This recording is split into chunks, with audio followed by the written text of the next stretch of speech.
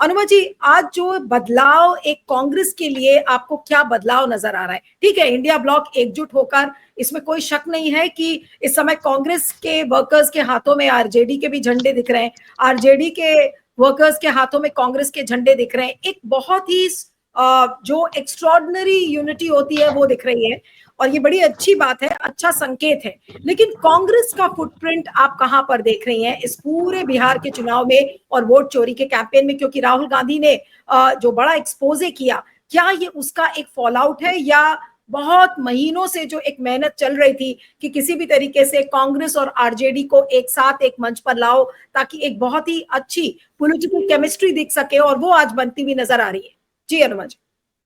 दीपक जी ने जैसे अभी बोला कि पप्पू यादव स्टेज पर हैं, तो पहले दिन से ही सासाराम से जब से यात्रा शुरू हुई, पप्पू यादव चाहे मुकेश साहनी जी या दीपंकर भट्टाचार्य जी, सारे लोग एक साथ यात्रा की शुरुआत से अब तक साथ हैं।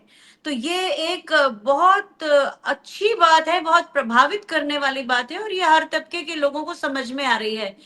जब राजीव गांधी जी के को काले झंडे दिखाने की बात हुई, तो मुझे याद आया वो भागलपुर में क्यों ऐसा हुआ था और कैसे उस समय एक बड़े तबके को संरक्षण नहीं मिल पाया था। और आपको याद होगा कि थोड़े समय पहले बहुत ही घटिया एक हैंडल से, बीजेपी और आरएसएस के हैंडल से, एक गोभी के बेचने वाली को दिखाया गया था। तो भागलपुर वही जगह है जहां पर दंगों के बाद और अल्पसंख्यकों को खेतों में गड़ाकर गोभी लगा दी गई थी। तो वो जो उसके बाद राहुल राजीव जी जब आए थे तो ये घटना हुई थी। लेकिन मैं जब अभी थोड़े समय पहले भागलपुर गई थी तो मैंने देखा कि भागलपुर के जो बुनकर हैं, पूरा बुनकर उद्योग जो है, और जो महलदार समाज है, वहां के जो केवट समाज है, जो सिंघाड़ा लगाते हैं, ये सारे लोग, तो इन सब का बड़ा साफ कहना था कि इस बार उनका झुकाव नीतीश कुमार जी की तरफ नहीं होगा। उन्हें नीतीश कुमार जी पूरी तरह से चुकते हुए दिख रहे हैं, और इसलिए उनको सारी उम्मीद कांग्रेस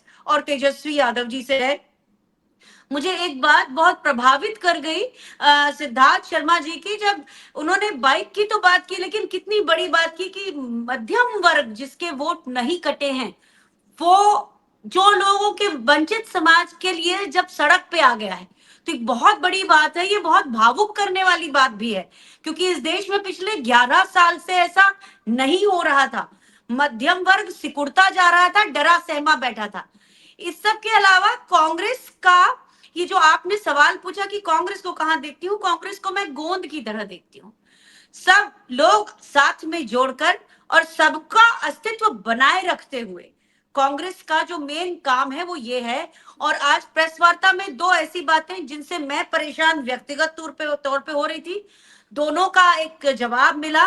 और उसमें दीपांकर भट्टाचार्य जी ने एक अच्छी बात कही। उन्होंने कहा कि ये काम चुनाव आयोग का है, आपने मतदाता सूची से नाम काटे हैं तो जोड़ने का काम आपका है। सबसे ज्यादा बीएलए जो है वो बीजेपी के हैं एजेंट्स, लेकिन उनकी तरफ से एक भी इस तरह की आपत्ति का ना आना, कि एक भी नाम का उन्होंने नहीं कहा कि उनका नाम काटा गया। इसका क्या अर्थ है? क्या बीजेपी के वोटर बचा दिए गए हैं और बाकी लोगों के वोटर्स काट दिए गए हैं? ये बहुत साबित करने वाली बात थी जो आज प्रेस कॉन्फ्रेंस में कही गई।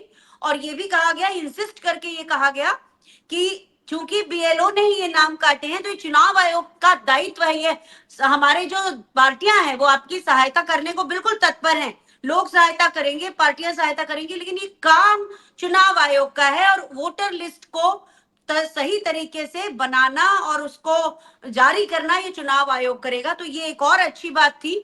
ये भी कहा गया कि चुनाव आयोग की छवि बिगड़ने का जिम्मेदार केवल चुनाव आयोग है, और बात सही है। ये भी कि अब वो चुनाव आयोग नहीं रहा, लोकतंत्र के सामने एक चुनौती की तरह आके खड़ा हो गया है, और इलेक्शन कमीशन की जगह इलेक्शन ओमिशन बनता चला जा रहा है। तो ये जो सारी बातें आज पत्रकार वार्ता में आई, और एक व्यक्ति ने शायद या तो तेजस्वी यादव को भड़काने के लिए या चुटकी लेने के लिए ये भी कहा कि आप राहुल गांधी जी के पिछलग्गू बन गए हैं, ऐसा चिराग पासवान कहते हैं। तो तेजस्वी यादव का बहुत अच्छा और राजनीतिक बयान था। उन्होंने बहुत साफ कहा कि कोई जो अपने आप को किसी का हनुमान बताता है, उसे ये सब कहने के बजाय अपना ध्यान दूसरी तरफ लगाना चाहिए और जरूरी है कि वो शादी करें और इधर उधर की बातें ना करें।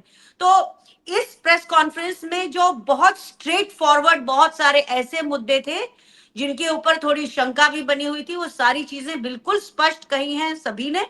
और भागलपुर से इस तरह से आना और पूर्णिया, ये जो पूरा एरिया, एक तो पप्पू यादव काफी पूर्णिया कटिहार के एरिया में ज्यादा सक्रिय हैं, वो पूर्णिया खासतौर पे, और भागलपुर के लोगों को एक आश्वस्ति होना, जैसा कि दीपक जी ने बहुत अच्छी बात कही कि बहुत अरसे के बाद इतनी बड़ी रैली भागलपुर के लिए, ये बहुत बहुत सकारात्मक बात है और मैं भी इससे बहुत सहमत हूँ। बिल्कुल यशी, आप उस विजुअल को एक बार फिर से प्ले करिए और मैं अनुमा जी के पास आना चाहती हूँ कि ये विजुअल एक चिंता का भी सबब है और साथ में खुशी भी देता है कि राहुल गांधी को किस तरीके से लोग हाथों हाथ ले रहे हैं, उनको पसंद कर रहे हैं। अब ये देखिए, व्यक्ति आता है, उनको चूम कर चला जाता है, फिर जो उनके बॉडी गार्ड्स हैं, I see one person even boxing that fellow, I don't know, now see this. मैं Anuma ji, I want you to comment, are you concerned about this visual? आप चिंता व्यक्त करेंगी या क्या कहेंगी इस विजुअल पर? जी बोलिए। देखिए, 7 अगस्त से मैं लगातार चिंता कर रही हूँ और मुझे लगता है मेरे जैसे कई लोग हैं, क्योंकि 7 अगस्त को जो खुलासा हुआ है और जो इतना प्रामाणिक है, उसके बाद से राहुल गांधी जी के ऊपर अटैक कितने शुरू हुए। और बीजेपी हमेशा, ये देखिए, हमारे इतिहास बताता है कि गांधी से डरते थे तो गांधी की फिजिकली हत्या कराने में पीछे से उनका हाथ था। तो इसलिए मुझे ये डर तब से ही लग रहा है। लेकिन राहुल जी के पास उनकी टीम के कुछ बहुत अच्छे लोग हैं, जो ऐसे लोग हैं जो कि ट्रेंड हैं, वो लोग भी हैं, सेवा दल तो खैर है, लेकिन जो राहुल जी की अपनी टीम के 6-7 लोग हैं जो उनको पूरी तरह घेरे रहते हैं। आज राहुल जी के पीछे राजेश राम जी बैठे हैं जो कि प्रदेश अध्यक्ष हैं बिहार के, तो वो दोनों साथ में हैं। और ये जो उनका अपना महकमा, और जो आपने देखा होगा सफारी सूट में जो उनके सुरक्षा कर्मी हैं, वो भी हैं, जिन्होंने आपने देखा कि जिन्होंने थोड़ा सा उसको धक्का दिया और शायद मारा भी। पर ये एक मैं इसको अभिव्यक्ति को तो प्यार की अभिव्यक्ति की तरह देख रही हूँ, लेकिन राहुल गांधी जी के लिए डर तो लग रहा है। एक और चीज ये समझ में आती है कि लगातार एक के बाद एक, अभी तेजस्वी यादव के ऊपर एफआईआर हुई, राहुल जी के ऊपर होती चली जा रही है, एसआईआर में क्वेश्चन करने को बड़ा अपराध माना जा रहा है, कांग्रेस की पार्टी का रजिस्ट्रेशन रद्द करने की बात हो रही है। तो इन सब चीजों के मद्देनजर ये एक बात डराती है कि यहाँ तक ठीक है, इसे तो कोई भी पॉलिटिकल पार्टी, ठीक है, उसको तरीके आते हैं, निकल जाएगी। लेकिन अगर राहुल गांधी जी के ऊपर वाकई किसी अटैक का इन्होंने प्लान किया, कि इनके लिए सोचना ऐसा नहीं है कि हम कुछ अलग सोच रहे हैं, तो वो बड़ा पॉसिबल है। मतलब क्या हालत है कि झूठ दिन में 5 बार कपड़े बदल के भी परेशान है, और सच जो है वो टी शर्ट में ही उसके चेहरे पर मुस्कान है। तो भारतीय जनता पार्टी इस समय थोड़ी हिली हुई है। लेकिन एक चीज मैं आपको बताऊं, ये जो एसआईआर है, वो ऑर्गेनाइजर जो संघ का पहले मुखपृष्ठ था, 1952 में उसका एक लेख था जिसमें उनको अडल्ट फ्रेंचाइजी सबको देने से बड़ा प्रॉब्लम था।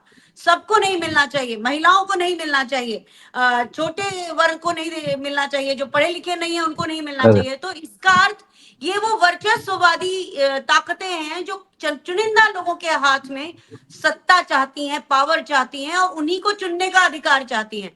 तो चूंकि 1952 में उन्होंने पंडित नेहरू की इस नीति की आलोचना की थी, संविधान के इस अधिकार को कि सबको अडल्ट फ्रेंचाइजी का अधिकार है, उसके ऊपर उन्होंने प्रहार किया था, उसकी भर्त्सना की थी, और ये कहा था कि पंडित नेहरू अपने जीवन काल में ही देख लेंगे कि ये कितनी खराब चीज वो करके जा रहे हैं। लेकिन उसी अडल्ट फ्रेंचाइजी से इस देश का लोकतंत्र मजबूत से मजबूततम होता रहा। और अब चूंकि इनके हाथ में पावर है, तो ये एसआईआर के जरिए वही काम करने की कोशिश कर रहे हैं। और इसीलिए बीजेपी के किसी कार्यकर्ता ने एक बार भी नहीं कहा कि किसी वोटर का नाम कटा है। तो ये बताता है कि या तो सर्वोच्च न्यायालय को इसके ऊपर अभी तक उन्होंने गहनता से अध्ययन नहीं किया है, और वो तो हम इसलिए भी कह सकते हैं क्योंकि सुप्रीम कोर्ट के जो अध्यक्ष हैं वो पूछ रहे थे कि जज थे चीफ सीजेआई कि कौन सी प्रेस कॉन्फ्रेंस, तो जो कौन सी प्रेस कॉन्फ्रेंस पूछ रहे हैं, जो बीएलओ और बीएलए के बीच में अंतर नहीं जान रहे हैं, वो हमारे लिए लोकतंत्र का सबसे बड़ा निर्णय लेकर आने वाले हैं।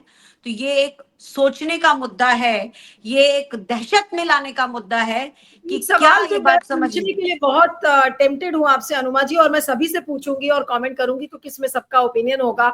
आज राहुल गांधी को जिस तरीके से एक व्यक्ति गाल पर चूम कर गया, क्या मोदी जी को कोई व्यक्ति गाल पर चूम कर जाएगा? मैंने तो 11 साल में, तो मुझे नहीं याद है, हो सकता है कि मैं सोच नहीं पा रही हूँ, लेकिन क्या मोदी जी को कोई ऐसा व्यक्ति, उनका घोर समर्थक भी ये करेगा कभी? जी अरे अनुमा जी। आपने नहीं देखा था क्या, एक महिला से हाथ मिलाया तो कहती है हाथ नहीं धोऊंगी? आपने अगर देखा हो तो। खैर, मोदी जी के हाथ में कभी, मोदी जी हमेशा लद के चलते हैं, दूसरों की गाड़ी में खुद लद के चलते हैं। राहुल जी के हाथ में ड्राइविंग सीट है, तो तेजस्वी के हाथ में भी हमने ड्राइविंग सीट देखी है। तो ये वो लोग हैं जो अपनी कमान अपने हाथ से लेकर और अपना रास्ता बनाते हुए खुद चलाते हैं, उस चीज को, गाड़ी को खुद चलाते हैं। मोदी जी तो लद के चलने वालों में से हैं। तो मोदी जी के पास पहुंचना वैसा आसान नहीं है, लेकिन हाँ, जो प्लांटेड महिलाएं होती हैं जो कि दूसरे देशों में पहुंचकर और मोदी जी के बारे में रोना धोना कर देती हैं, भावुकता का एक बड़ा मेलोड्रामा क्रिएट करती हैं, उनसे पूछिएगा कि क्या वो उसके आगे भी बढ़ने को तैयार है। मैं इस पे और क्या बोलूं।